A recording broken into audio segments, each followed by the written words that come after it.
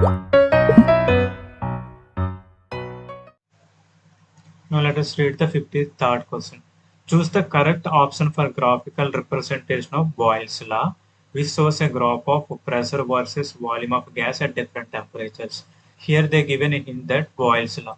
We know that Boyle's law states that at constant temperature, pressure inversely proportional to volume. Here the graph represents pressure versus volume.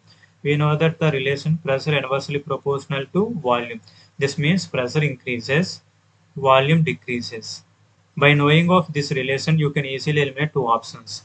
Here pressure increases and volume decreases. Here pressure increases and volume also increases. This is not a correct answer. Here pressure is constant at different temperatures. Here you can eliminate option 3 also.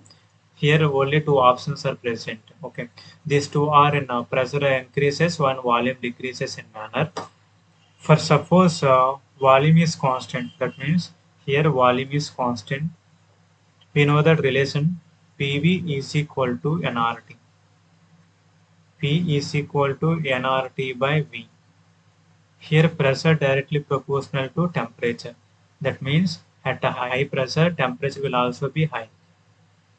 That's why our here option B at a high pressure here temperature is very low. That's why this option does not satisfy the relation.